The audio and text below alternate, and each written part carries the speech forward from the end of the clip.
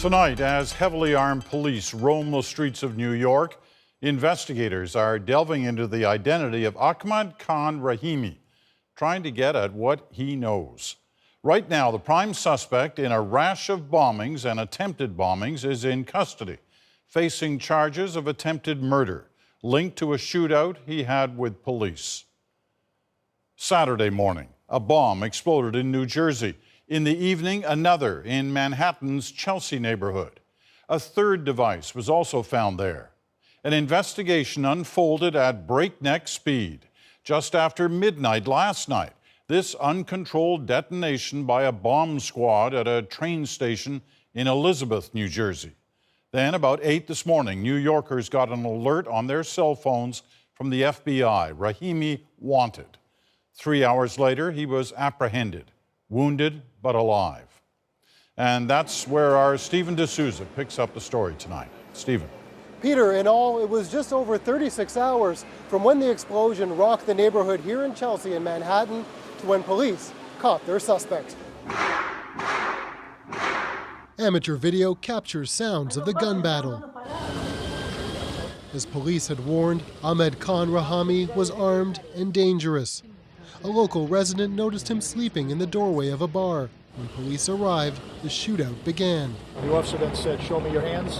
And the person went through the side of his body and pulled out a handgun and fired around at the officer, striking him in the abdomen. That officer was saved by a bulletproof vest. Another was cut when a bullet shattered the window of his cruiser. Both will be okay. The shootout happened just kilometers away from Rahimi's last known address, above his father's restaurant. It's now a crime scene. Did you know that your son was doing this? No. You had no idea? No. Do you believe it? Sir? I'm not sure what's going on. Born in Afghanistan, Rahimi is a naturalized American citizen. He's always in there. He's a very friendly guy. That's what's so scary. It hits hard when it's home. Reports say Rahimi's demeanor changed recently after he returned from trips to Afghanistan and Pakistan. Chris Kanya went to school with Rahimi. The crazy part is that in 10 years, his personality, at least from what he showed, completely 180'd.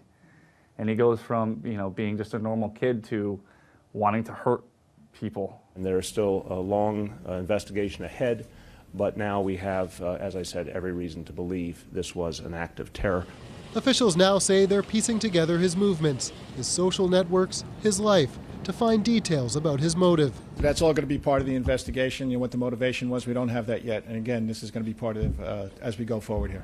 The FBI says they've linked Rahimi to Saturday morning's explosion in New Jersey and the bomb later in Manhattan's Chelsea neighborhood.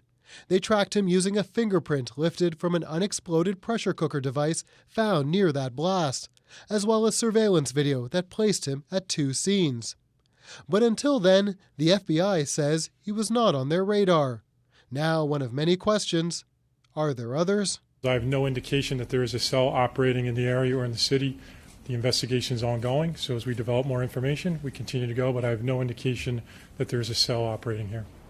Police say while they're not ruling anything out, they're not looking for any other devices or any other suspects. News that comes as a big relief to residents here. Peter. All right, Stephen, thank you.